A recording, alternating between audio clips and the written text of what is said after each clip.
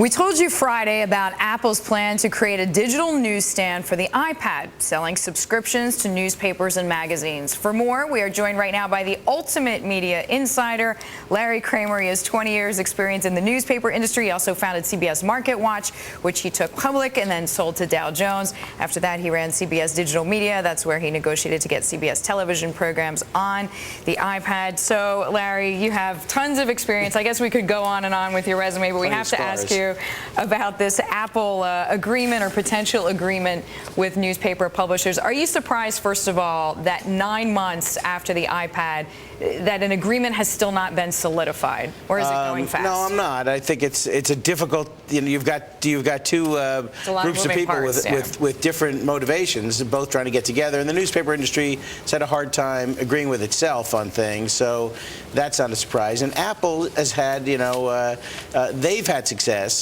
Their partners have had mixed success. Television has put some TV on and made some money on it.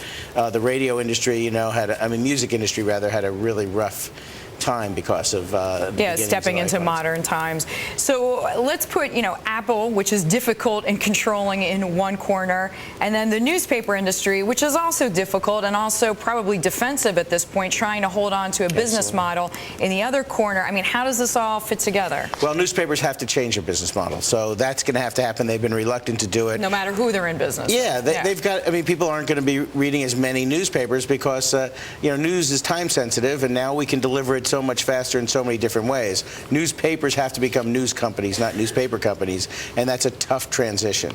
And so they're getting it now. I think they're trying hard to do it. They're working on what the best models are, but they all know they're going to be on tablets. I think the iPad accelerated their thinking because they could start to see something that looks a little bit more like a paper.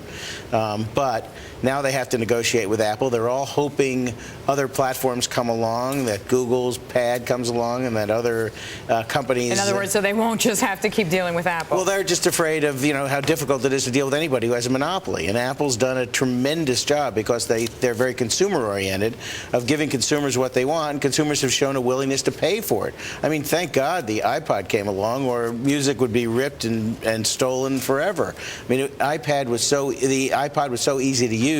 People who could have stolen music for free were willing to pay for it because it was on a better platform.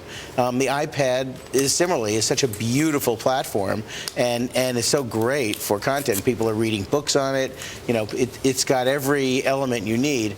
Plus, you have to assume that there's a convergence going on, and news is no longer broken down into print news, television news, and radio news. It's all the same, and it's just you choose which device you want to get it on. The user does. Well, and the device will determine what you're getting. There's no reason you shouldn't be getting video with your news if you're getting it on an iPad, and for instance. And so the newspapers have to move gradually into producing more video to be part of their news operation. As long as we're talking about the user, I just want to flip around the perspective.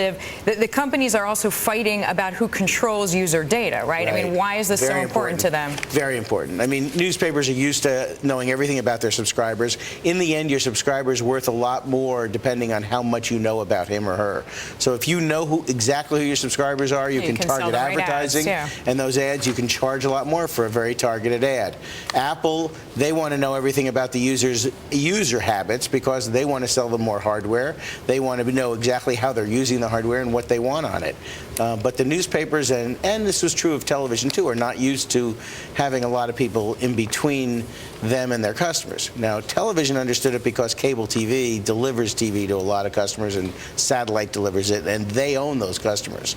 There's no reason newspapers can't survive in a similar situation where someone else is delivering you to the audience, but they have to get used to it and negotiate for as much of that user information as they can. Sure, it's the same model of content and pipeline, right? That's right. And user experience. And content's becoming much more important in this world because distribution systems are falling away, and the digital platforms have merged them together, so you can get your news on multiple platforms now. The news organizations have to accept that and have to deliver on all those platforms. Larry, thanks so much for coming in. It's a pleasure to see you. Larry Kramer, media entrepreneur.